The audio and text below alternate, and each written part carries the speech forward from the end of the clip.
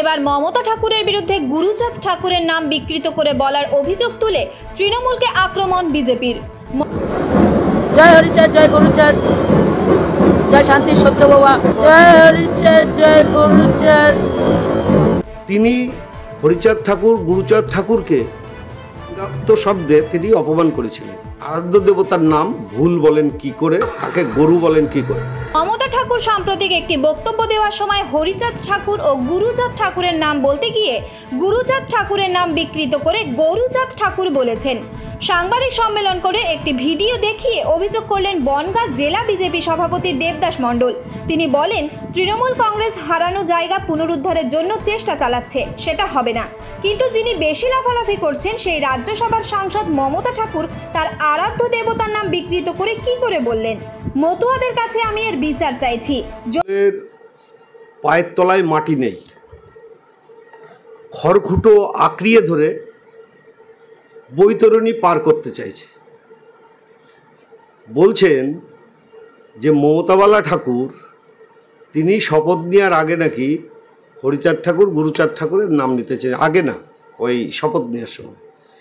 কিন্তু যিনি এখন বেশি লাফালাফি করছেন তৃণমূলের প্রার্থী, প্রথম কথা হচ্ছে কালির জল পেটে থাকলে তো এগুলো করে না। তিনি সংবিধানের ঊর্ধ্বে মনে হচ্ছে, কারণ দেশের সংবিধান, এটা সংবিধানের সংবিধান পাঠ করতে হয় শপথ দিতে। আর যার হয়ে বলছেন সেই মমতাওয়ালা ঠাকুর, তিনার যে নেত্রী, তিনি হরিচাঁদ ঠাকুর গুরুচাঁদ ঠাকুরকে ব্যঙ্গাত্ম শব্দে তিনি অপমান করেছিলেন। তারই রাজ্যসভার সাংসদ মমতাওয়ালা ঠাকুর তিনিও অপমান করেছেন। তাহলে তিনি বলেন আমি মতুয়া বাড়ির ঠাকুর বাড়ির বউ,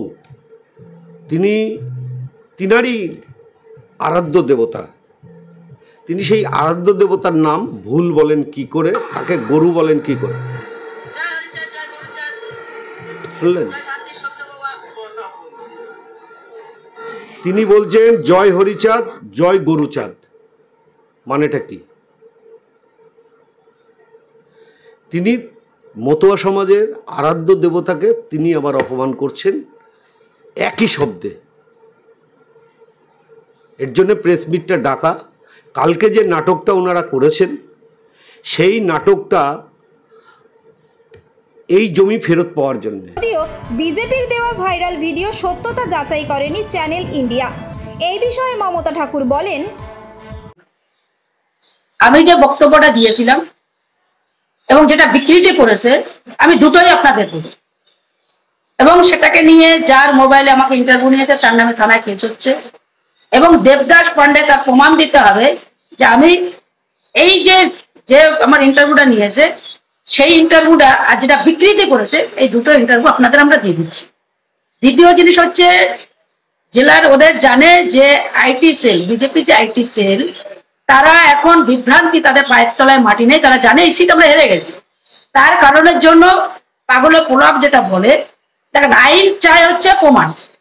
তো সেই প্রমাণের বাইরে আমি আমার ঠাকুরকে, আমি যারা আমার আরাধ্য দেবতা, আমার মুখ দিয়ে যে কথা ওরা বলছে সেটা আমি বলতে পারবো না। যে মিথ্যে কথা বলার যে চেষ্টা করছে যে আমি নাকি ঠাকুরকে এই নামে বলেছি, তো সেটা আমরা প্রমাণ দিয়ে দেব।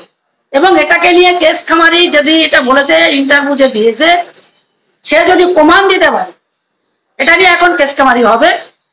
এবং তারা দেখেছে বিজেপির আমাকে নোংরামি করার একটা সীমা ছাড়িয়ে গেছে।